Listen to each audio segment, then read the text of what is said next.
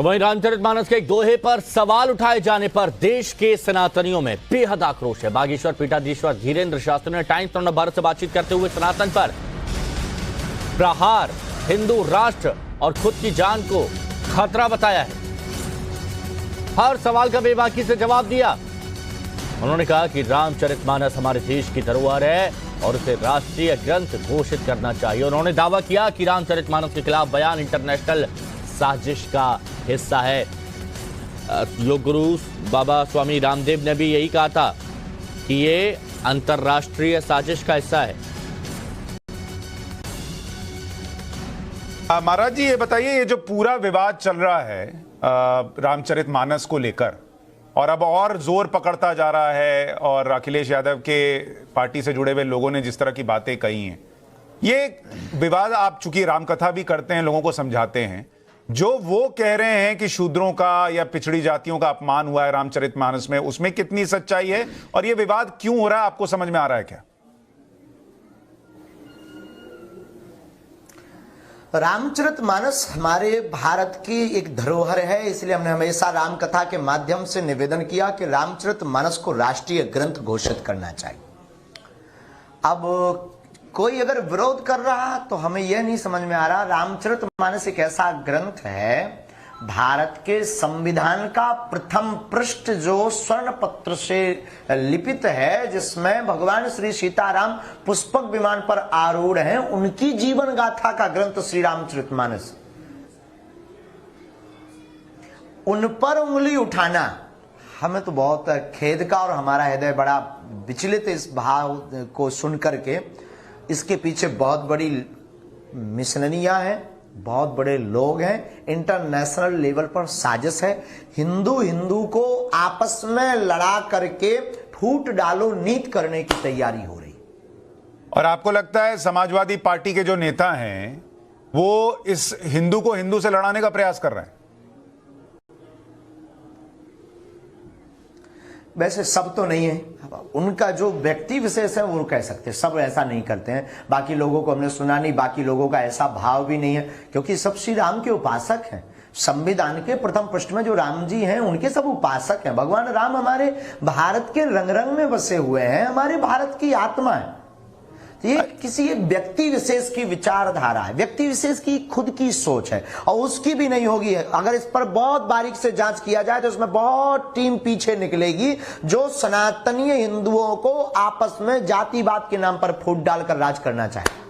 अच्छा महाराज जी, मैं इसकी पॉलिटिक्स और ये जो हो रहा है इस पर चर्चा करूं, उससे पहले आपसे समझना चाहता हूं, आप इतनी रामकथा सुनाते हैं, रामकथा में या रामचरितमानस में जो शूद्र शब्द का इस्तेमाल हुआ है, क्या वो जाति को इंगित करता है, जाति के लिए हुआ है या किस चीज के लिए हुआ? और जिस चौपाई को लेकर बड़ा विवाद है कि प्रभु भल किन्ह मोही सिख दिन्ही, मर्यादा पुनि तुम्हरी किन्ही, ढोल गवार शूद्र पशु नारी, सकल ताड़ना के अधिकारी, इसका मतलब भी हमारे दर्शकों के लिए समझाइए।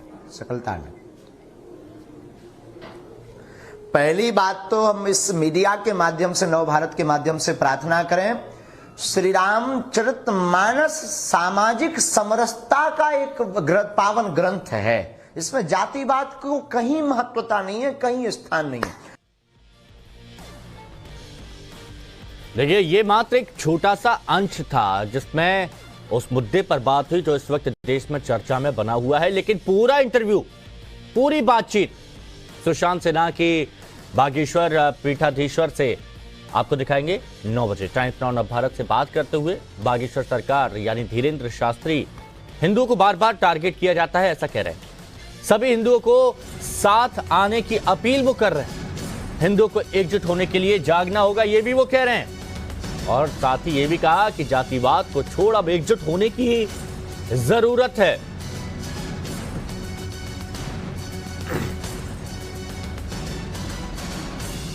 ने कहा कि हिंदू को एक होने की जरूरत है।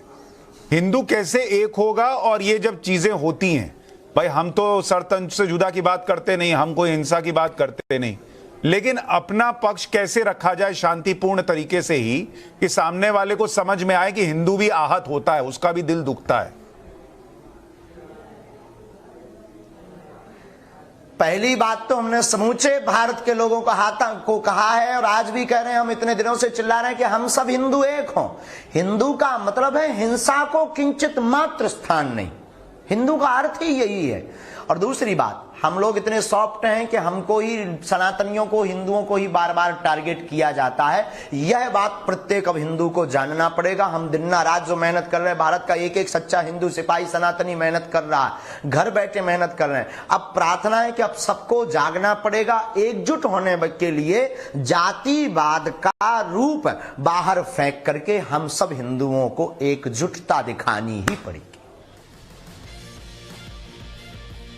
बागेश्वर पीठाधीश्वर धीरेन्द्र शास्त्री का एक और बयान है कि मानस पर सवाल उठाने वालों पर लानत है। देखिए, तुकबंदी भी करते हैं, कटाक्ष भी करते हैं, तंज भी कसते हैं और खुली चुनौती भी देते हैं। उन्होंने कहा, जो लोग मानस पर सवाल उठा रहे हैं उन पर लानत है।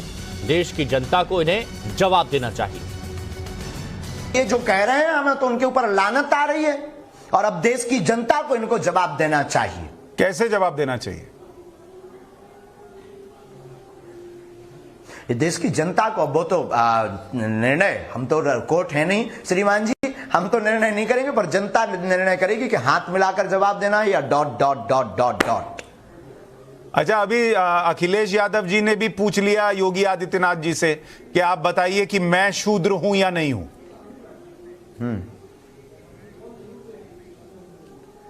राजनीति पर हमारा कोई क्वेश्चन नहीं, राजनीतिज्ञ पर हमारा कोई जवाब नहीं, कोई टिप्पणी नहीं। हम उन पर कोई टिप्पणी नहीं कर सकते हैं।